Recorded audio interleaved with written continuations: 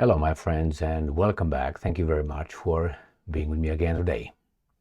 Two topics for this video, but the second one could turn into three topics. The first one, the Russians allege or report that the so-called suspect, the guy who is a suspect in blowing up Nord Stream 1 and Nord Stream 2 pipelines, that the German court issued an arrest warrant while he was in Poland, fled to Ukraine on a Ukrainian government vehicle. Now, personally, that's a, how do you call it, dead lead, wrong direction. I don't buy it personally. That individual, scuba diver with 6 more and a woman or something like this, and a little yacht were able of deploying 600 kilograms or a ton of explosives on the bottom of the sea. But anyway, the Russians will tell us actually the Ukrainian government helped him flee Poland into Ukraine, so now he's safe. The other one, we find out how idiotic but actually effective in instilling fear in cowards and people in general, because in this world there's much more cowards than courageous people. Works. We have here a piece of some statements where the Russians want to invade Europe, especially 3 more countries. And that's on one hand. On the other one, we find out that Russian military sucks. So maybe you want, but you can't. There's a will, but you can't. And then I'm going to show you how some imbeciles in Europe, helped by the media operatives, spread a lie, which is Putin and Russia would like to invade Europe. So be afraid and listen to us. We are going to protect you. So let's start with the first issue. Russia Today.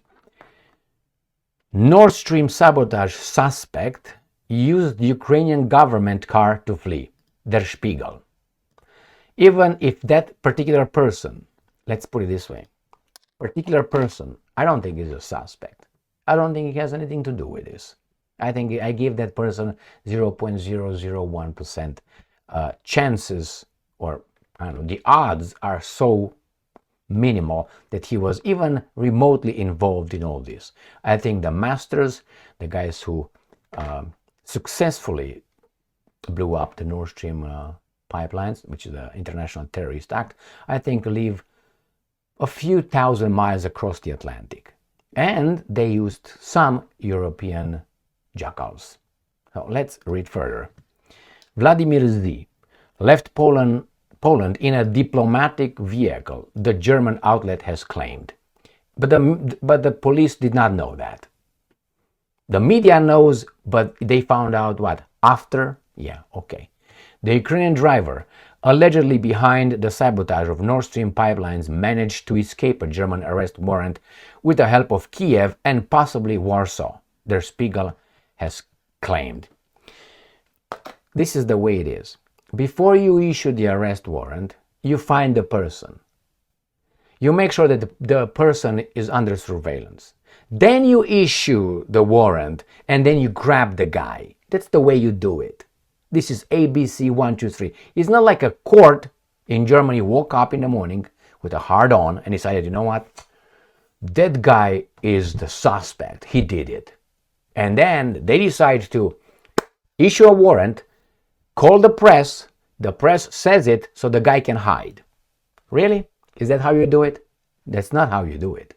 You arrest him first and then you come with a warrant with the previous date as the date of the warrant issued. You know what I mean? I arrest one on a warrant that is going to be written tomorrow with a date from yesterday. Got it? Got it? I mean, this is Poland, Germany. But do you think things don't work that way? My friends, go around the building or the block a few times or halfway. That's the way it works. I arrest you first, no?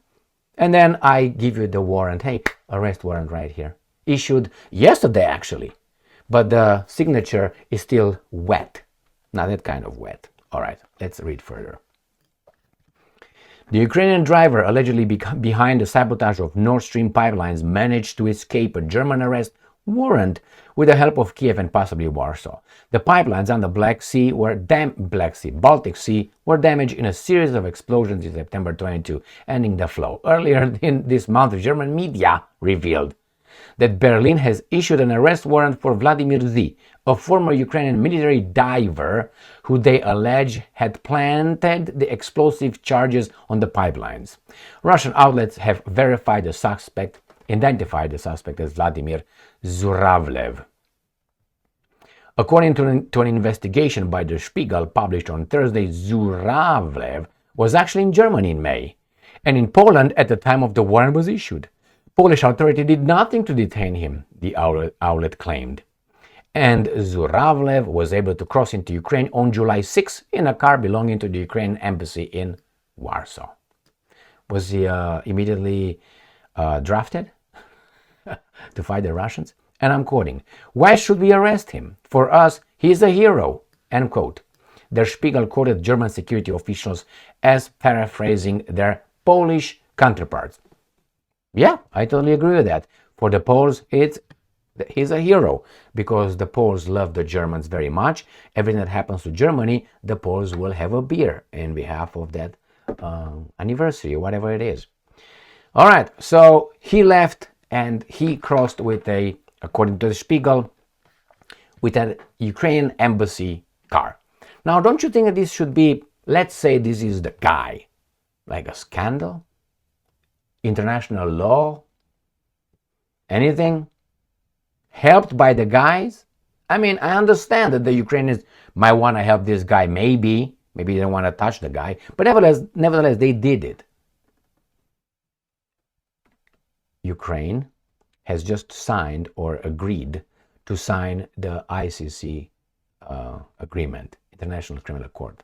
So if that would be a warrant submitted to, or the case will be submitted to that court, that Ukrainians have to release this baboon over there to be judged by foreigners, because that's what small countries, vassal states do. They send their people to be judged by foreigners, right? That's the way it works. I send my father to be judged by, I don't know, a Hungarian judge and a German, whatever. That's what we do. No, we don't do that. The Americans don't do that. Why? Because they can. That's why. The Chinese don't do that. Why? The same reason. The Russians don't do that for the same reason. The little baboons are doing that. Why? You know, rules for you, for all of you, but not for me, right? The rules for thee, but not for me, something like that. All right, let's go to the next issue, and which comes from the Daily Beast, but it doesn't really matter because they're going to use some experts here. It's just reported by these guys. Street thug Putin and his allies considering invasion of 3 more countries. Okay, so according to these guys, there are going to be 3 countries that I think will get it eventually, but not as an invasion, but a bombardment. And we find out that those are, let me see here. Let me see. All right, let's go to the issue at hand. And the issue at hand is going to be the Baltic states. That's the whole thing they are talking about here, right here. Latvia and Lithuania, and obviously it's going to be Estonia. Boom, boom. So these guys will be the ones that Russia wants to invade. I don't think Russia will invade these countries, total population 6.1 million people in the Baltic states over there. They were very verbal and very, very disrespectful, let's put it mildly. I don't think they will do that. The Russians will be smarter than that. Why? First, let's say they want to invade, but they can't. I'm going to show you an article. So remember, this article that I just mentioned right now with a thug, street thug Putin, is from August 30th. Right there, August 30th. We're going to go to the next one, Business Insider, again from August 30th. NATO member says Ukraine's Kursk incursion shows just how hollow the Russian war machine is. So it's garbage. So then you can't invade here. And we find out from these guys who create panic, BBC, Ukraine. Russia plans biggest war in Europe since 1945, says this imbecile. And I'm going to read for you the first sentence. The first few words tell you this is garbage. Evidence suggests.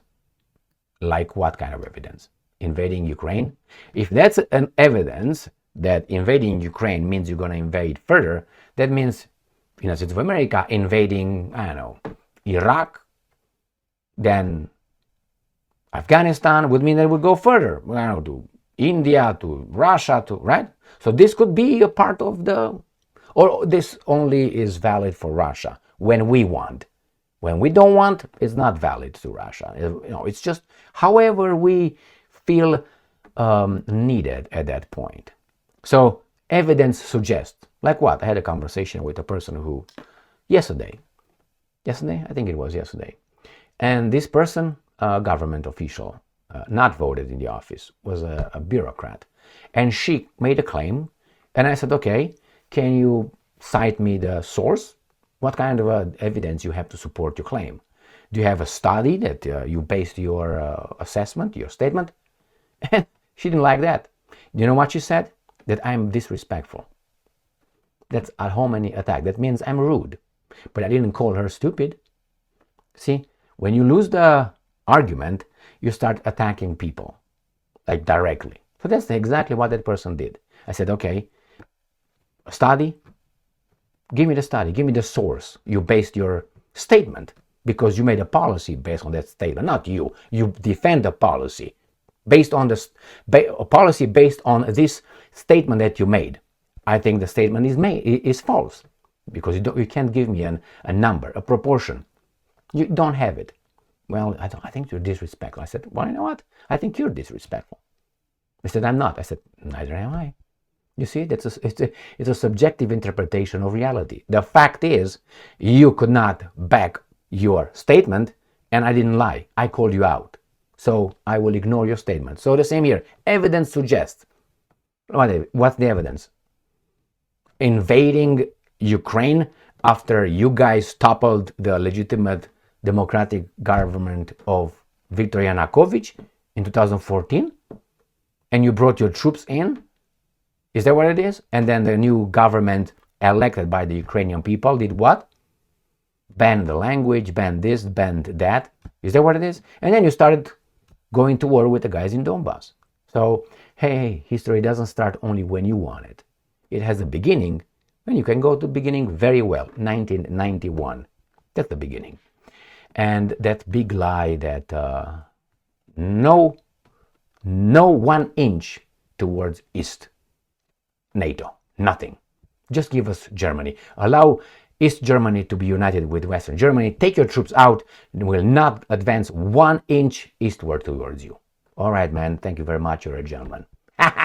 We got you. We lied to you. And the Russians like, что казали? What? Okay. Now I'm going to show you another article. Another statement. This is something German. Anyway. International view. Europe and the Russian threat. What is Putin planning next? If Ukraine loses the war, Russia's president will be tempted to continue his conquest. The Baltic republics under particular threat. If they keep talking, I think they're going to get a bloody nose. Next one. BBC. How a Russian invasion of Ukraine could spill over into Europe. All these are threats. This is from 2021, 9th of December. By that time, the Russians were trying to negotiate with the United States of America and the big guys to just follow the Minsk agreements. Have Ukraine follow it, the guarantors. Let's give us some law-abiding resolutions, treaties, something, guarantees. No, we're not going to give you shit. We don't have to give you shit. Forget about 1991. We burned you. Stupid guys. And we advanced towards you. But you're the bad person. You are the imperialistic power, not us. We moved towards you because people wanted to be conquered. If you think the countries in NATO, in the European Union, are not under occupation of the big guy, which is in this case Al Capone, I don't know. Wait, or some people can wait until they die and still die stupid. All right, my friends, evidence suggests that he wants to do that. But on the other hand, his army military is hollow, nothing. And the other guys are helping a suspected criminal with an arrest warrant. And now they want to do something to Putin because Putin wants to go to Mongolia, and he's going to go next week to visit. And Mongolia is a signatory of the ICC. And ICC, hey, you got to arrest him. And those guys said, bye. That's how justice works. Just us, not justice. Thank you very much for being with me again today. Stay strong, stay smart, look for the truth, and be just.